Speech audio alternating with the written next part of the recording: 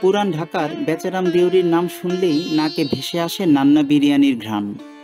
তবে আজ বিরিয়ানির গল্প না, নান্না বিরিয়ানিকে এক পাশে রেখে আজ আমরা দেখব বেচারাম দেউরির কিছু হেরিটেজ ভবন, কালের সাক্ষী হয়ে যেগুলো আজও টিকে আছে কোনো রকমে।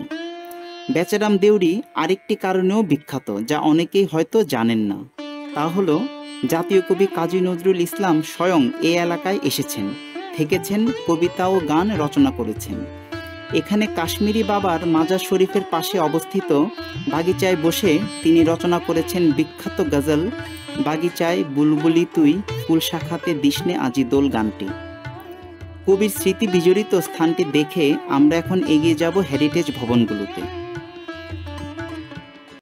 আরমানিটোলা হয়ে বেচারাম দেউরিতে প্রবেশ করতেই চোখে পড়ে এই ভবন।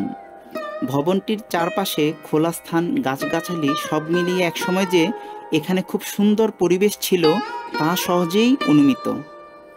সম্মুখ চূড়াতে অবস্থিত চিনি টিকরির কারুকাজগুলো এখনও টিকে রয়েছে। বর্তমানে ভবনটি বেদখল হয়ে গুদামঘর হিসেবে ব্যবহার হচ্ছে। পাশে দাঁড়ানো এক ব্যক্তির কাছে শুনলাম আগামী কয়েক মাসের মধ্যেই নাকি নান্দনিক এই হেরিটেজ ভবনটি ভেঙে ফেলা হবে, গড়ে উঠবে বিশাল অট্টালিকা, আর সেই সাথে হয়তোবা কালের গর্ভে হারিয়ে যাবে এই ভবন।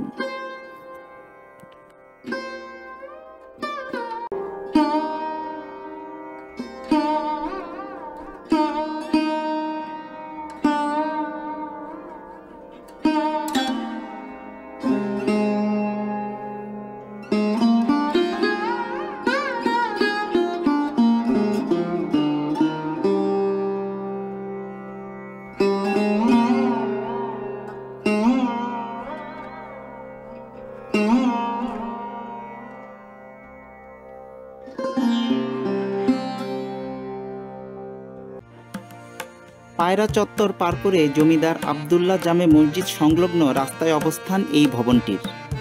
গায়ে সাঁটানো নেমপ্লেট থেকে জানা যায় ভবনটির নাম মৌলভী আলিমুদ্দিন আহমেদ ওয়াকফ এস্টেট ভবন। দ্বিতল এই ভবনটির কারুকাজগুলো খুবই সুন্দর, ভবনটিও দেখতে বিশাল।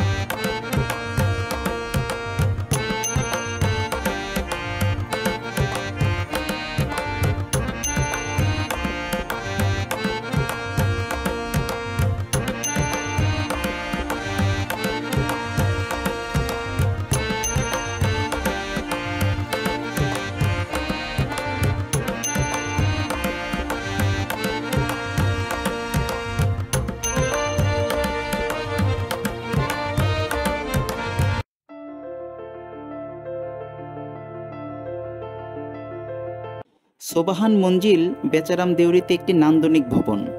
প্রবেশ তোরণ ধরে এগিয়ে গেলে ভেতরে অবস্থান ভবনটির।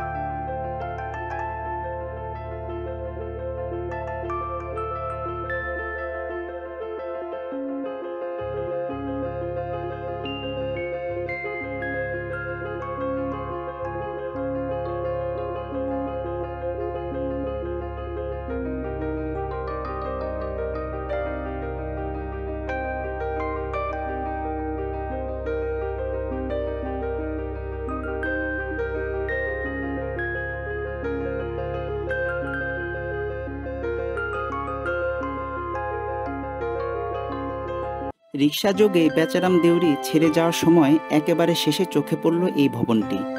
চটজলদি ছোট করে ভিডিওটি করে নিলাম। সেই সাথে চলে যাচ্ছি বেচারাম দেউরি থেকে এবারের মতো। যাওয়ার সময় আচমকা অনুভব করলাম কর্ণকুহরে প্রথম ভবনটি বলল, তোমাকে অনেক ধন্যবাদ আমাদেরকে দেখে যাওয়ার জন্য।